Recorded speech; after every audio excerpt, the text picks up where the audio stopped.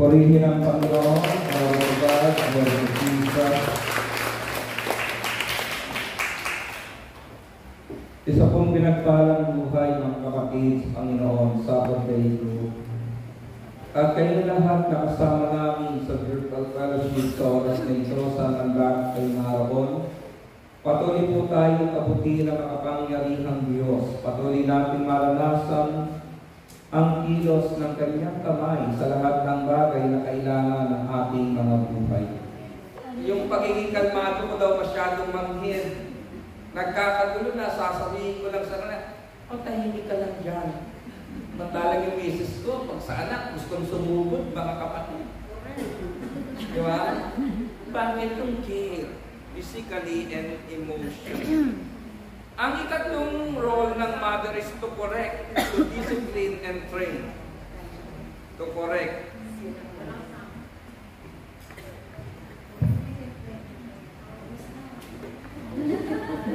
Nagawabag na tuloy. Malapit na naman akong matapos. Ang ikatlo ay to correct, mga kapatid, to discipline and train. Ang nanay mas disiplinado kaysa sa tatay. Ang tatay laging katwiran, hayaan mo na lang yan, malaki na yan, kaya na nga buhay niya. Pero ang nanay, mga kapatid, di ba? Pati sa ako, pakialamera. Totoo lang. Ngayong may apo kami, ako tinitignan ko lang apo ko pag madumi, bahala ka. Misis ko, punas dito, punas doon. Sabi ko, kailangan makilala ng lupa ng mga apo mo. Di ba? To correct, to discipline and train, to build, then courage and teach. And then, to connect, mga kapatid. To learn your children and grow with them. Yung salitang to connect, to learn your children and grow with them, ibig sabihin yan kahit nandito kayo, kayo ang mayroong pagkakataon na ang inyong mga anak laging kumustahin. Sabihin ko sa inyo, iba po ang lalaki. Ang lalaki kapag nasugatan ang inyong anak, sasabihin lang, lagyan mo ng band-aid. Pero ang nanay, lilinisin yan bago lagyan ng band-aid. So mga kapatid, and then lastly, ito naman tungkol sa mga anak. Ito naman response ng anak sa magulang. Sabi ng Ephesians chapter 6 verse 1 to 3, mga anak, sundin ninyo ang inyong magulang alang-alang sa Panginoon, sapagkat ito ang nararapat. Igalang mo ang iyong ama at ina. Ito ang unang utos na may kalakip na pangako. Ganito ang pangako, ikaw ay giginhawa at lalawin ang iyong buhay rito sa lupa. Itulog po ninyo ito sa inyong mga anak. Ito ang una na paraan upang maging matagumpay ang kanilang bukas. Matuto silang sumunod at gumalang sa kanilang mga magulang. Dahil ang anak na masunurin at magalang, pinagpapala ng Diyos ang kanyang buhay. Tayo naman ng anak, nung nabubuhay ko yung nanay ko, kasama siya sa monthly allowance ng aking buhay. Naroon siya sa ikalawa. Siyempre, una yung need sa bahay, ikalawa yung sa nanay ko. Kasi minsan tayo sinasabi natin, Nay, kung makaluwag-luwag na lang ako, bibigyan kita. Hindi ka makaluluwag. Hindi ka makapagbibigay kung laging nasa dulo si nanay. Pero kung susubukan mong magbigay sa kanya, hindi papayag ang Diyos na hindi ka bigyan ng ibigay. Amen! Ang isang dahilan po kung bakit hindi ako umalis sa lugar na yan, na aming kinalalagyan ngayon, kasi nariyan yung nanay ko. Sa 5 magkakapatid na lalaki, ako ang preacher. Ako ang pwedeng kumasikaso sa kanya, kaya hanggang sa kamatayan mga kapatid, sa aking ibinilin ng aking ina, yung aking mga kapatid. At ito ang nakita ko. Ito ang nakita ko. Noong buhay pa nanay ko, siyang uniting factor namin magkakapatid.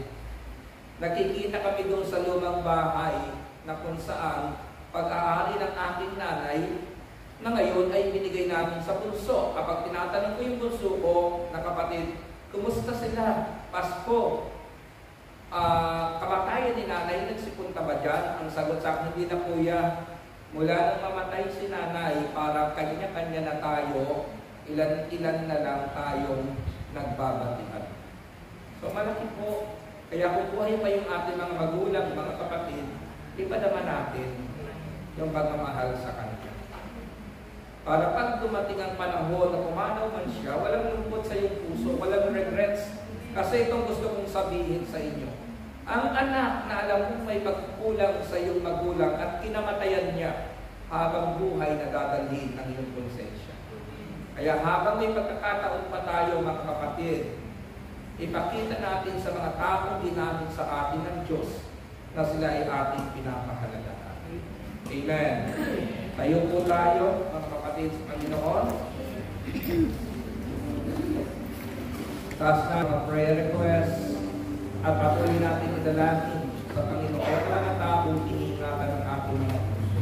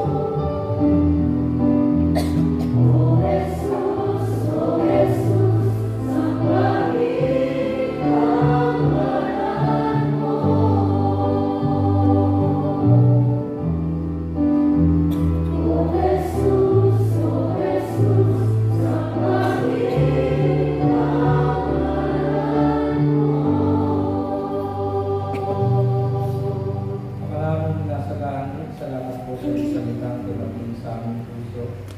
Alam po namin totoo na aming mga prayer request. Pagpalaan mo ang dalangin ng aking mga kapatid, ang mga taong nasa isipan nila ngayon. Aming mga mahal sa buhay na ingatan ng aming puso, ang pamilyang binigay sa amin upang patuloy namin maranasan ang iyong pagmamahal sa amin. Patuloy mo po silang pagpalain, ingatan Panginoon, at ihatid sa matagumpay na bukas ang linigin ng aming mga puso.